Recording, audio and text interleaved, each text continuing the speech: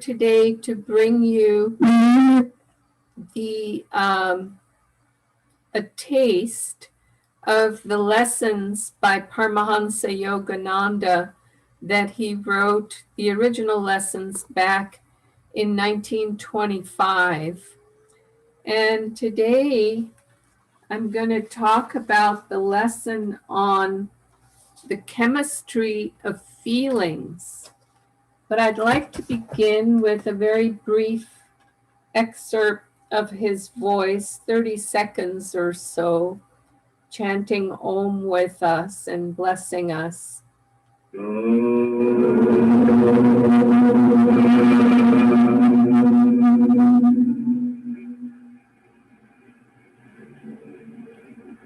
Hold the thought of peace and joy.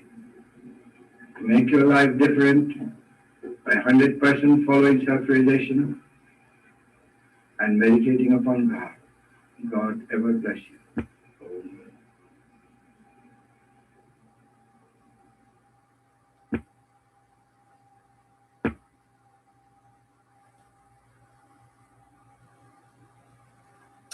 Okay.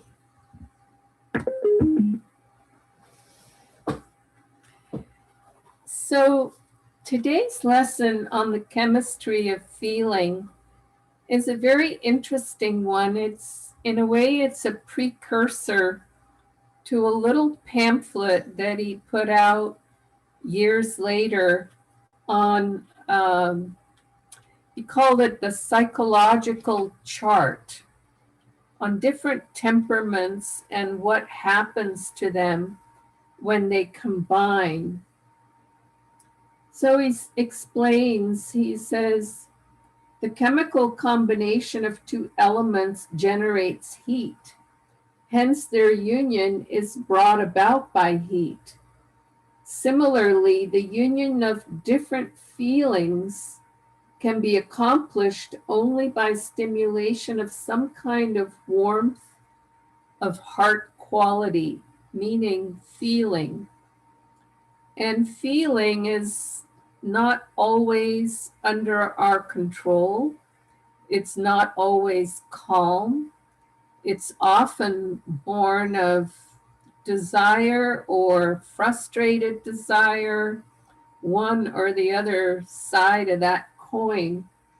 So I'm just going to share with you a few of these combinations that he talks about to give you concrete examples and food for thought.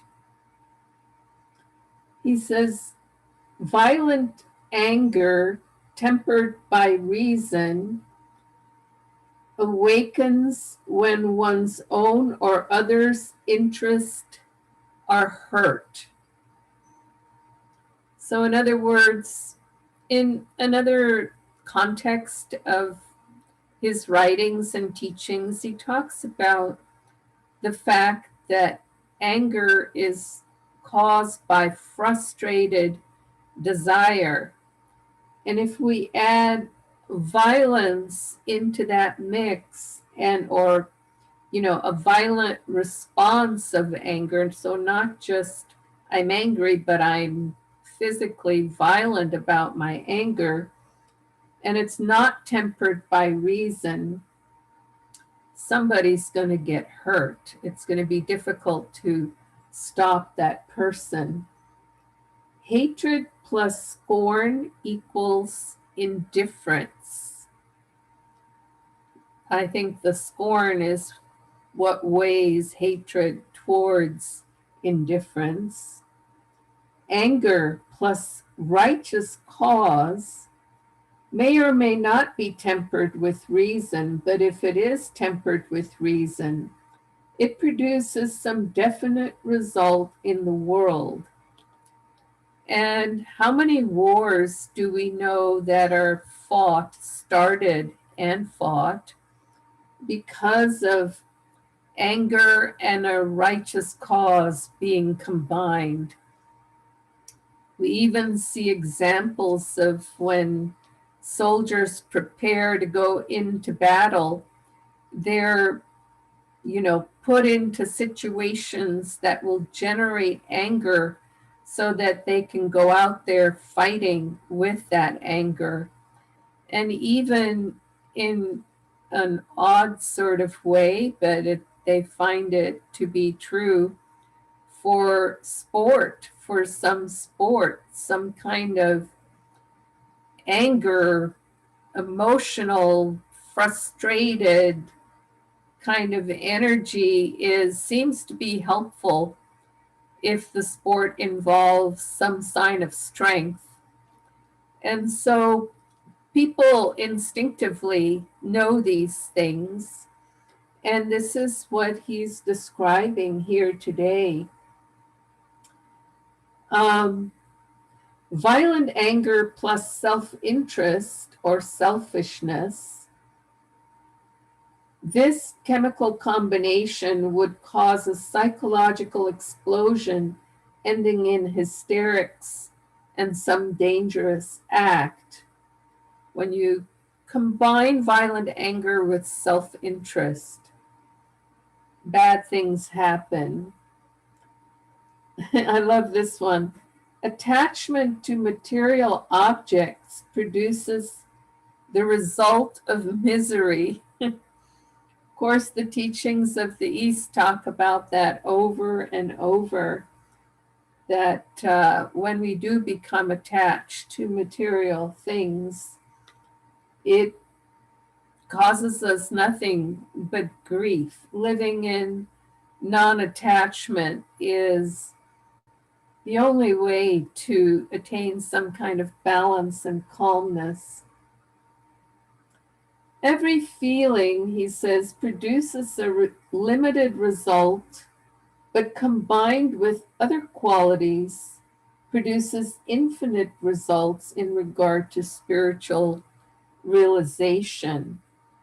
And he doesn't explain this, but I'm interpreting that to mean that if I have a feeling of love for God in my heart, and then I combine that with the quality of self-discipline and determination towards non-attachment, towards my practices for the inner life, that combination can produce infinite result. He always talks about meditation is not complete of and by itself as a technique. It only becomes spiritualized, you might say, when it's combined with devotion. So concentration on God, not just only for relaxation, although absolutely that is very, very helpful and it's a great starting point. Ultimately, we want to combine it with the heart's feeling of devotion, of love for God. Um, he says here, hate the sinner and you fall in the estimation of divine law. Hating the sin or the error itself, plus sensitiveness to avoid suffering, produces self-control. Now he's referring here, I believe, to what we each do ourselves. If we get angry with ourselves because we've made even a very terrible mistake, it does not produce good result. It's like compounding the mistake with another mistake. But if we recognize what we did as something that was not right to do, but we don't identify it with ourselves, then we have a starting point for moving forward and avoiding that mistake the next time around. It starts to produce, as he says, self-control. Selfishness plus egotism makes miserliness or attachment. Selfishness plus egotism. That is, like compounded selfishness, because the ego is, of course, um, the lack of ability to recognize the soul, to recognize the divine within us. So we combine that with selfishness, and we're pretty much, going down the tubes. That one's going to take us down. Nothing takes us down permanently, but it will be difficult. Number 12, ambition plus money-making desire makes selfishness and dissatisfaction. So we never can achieve what we want. It's never enough if what we want is material, money-making type desire. Ambition plus sympathy makes higher selfishness or selflessness or lasting joy. So when we have compassion in our hearts, that's where the divine energy within us is able to rise to its natural place. He says, anger plus greed and dissipation make restlessness, want of interest in life, and satiety. Anger plus greed and dissipation. Terrible combinations, right? Either one of those, any one of those, are going to give us a difficult time. Combine them, and it makes our lives much more complicated. Finally, he says, attachment to peace makes bliss.